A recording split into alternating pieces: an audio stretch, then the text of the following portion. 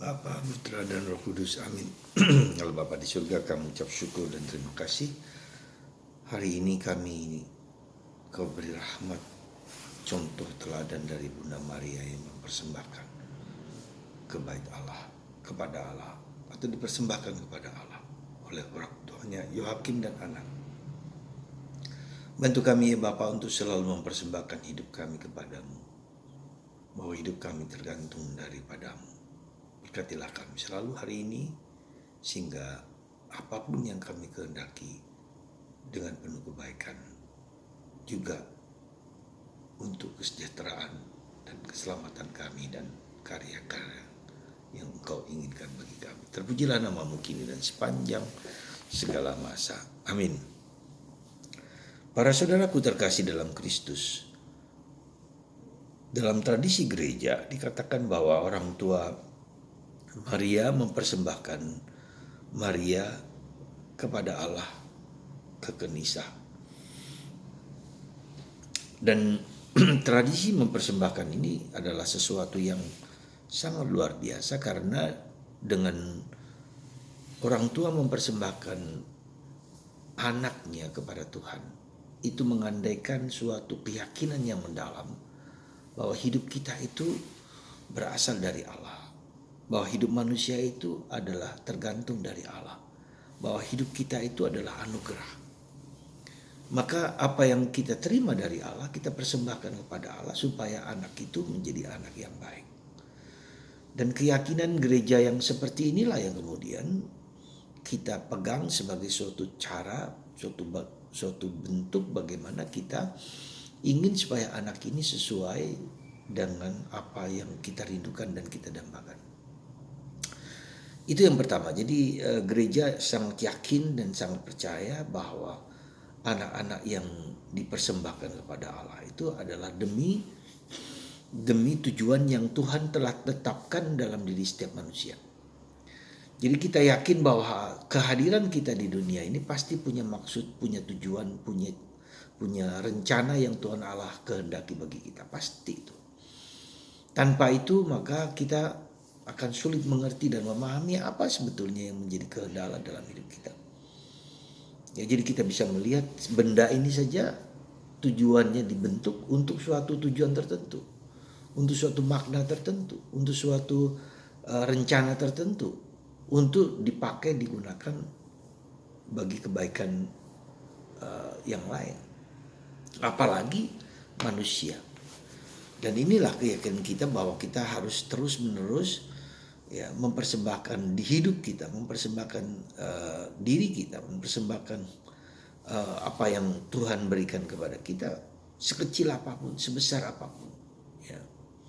Karena segala-galanya adalah anugerah Tuhan. Ya. Jadi menurut saya ini suatu bentuk keyakinan akan Tuhan yang bekerja dalam diri kita, Tuhan yang mempunyai rencana dalam diri kita, Tuhan yang menginginkan kita menjadi lebih baik dari apa yang kita rindukan. Jadi saudaraku terkasih dalam Kristus, mari kita meyakini ini.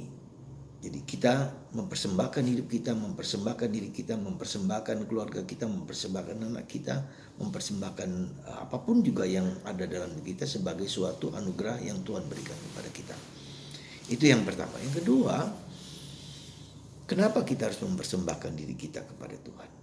Karena apa?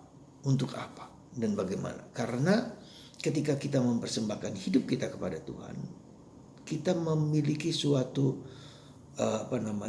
keyakinan itu memiliki makna yang dalam gitu loh. Makna yang dalam adalah bahwa Tuhan itu apa yang menjadi kehendak Tuhan itu dapat terjadi dan terwujud. Ya, jadi sekali lagi, apa yang kita mau itu dapat terjadi dan terwujud karena memang itu yang terbaik yang bisa kita dambakan. Ya, jadi Tuhan memberikan sesuatu anugerah kepada kita, dan anugerah itu merupakan sesuatu yang kita dambakan dan kita rindukan dan akan terjadi dalam diri kita.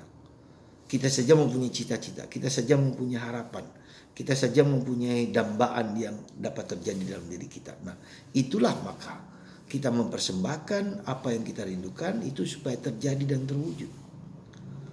Jadi saudaraku terkasih dalam Kristus, jadi dua hal itu, bahwa hidup adalah anugerah yang kita persembahkan pada Tuhan, dan hidup itu adalah sesuatu rencana yang Tuhan kehendaki bagi kita supaya terjadi dan terwujud.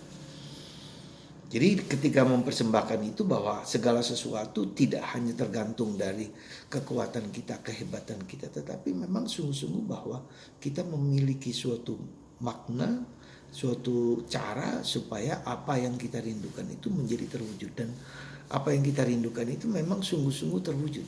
Karena bukan hanya kita yang menjalankan, tapi Tuhan yang menjalankan. Jadi semoga saudara terkasih kita memiliki keyakinan bahwa apa yang kita rindukan akan terjadi dan terwujud. Karena Tuhan pasti menghendaki semua itu terjadi dan terwujud. Kalau itu memang sungguh demi kebaikan Tuhan.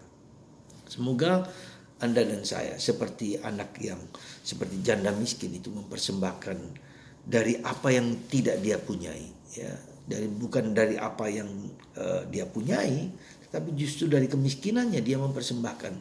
Dan Yesus memuji janda itu dengan ketulusan hati si janda itu kepada Tuhan. Baiklah, mari kita mempersembahkan hidup kita bukan karena kita punya, tapi justru karena kita tidak punya, dan kita persembahkan kepada Tuhan, dan Tuhan akan mewujudkan apa yang kita rindukan itu. Dan itu sungguh terjadi. Ya, karena apa? Karena keinginan, kerinduan, cita-cita kita itu dapat terwujud, ya, bagi Allah dan bagi sesama. Semoga Tuhan memberkati Anda semua dan kita semua, supaya apa yang kita rindukan dapat terjadi dan terwujud. Tuhan memberkati Anda dan saya dalam nama Bapa dan Putra dan Roh Kudus. Amin.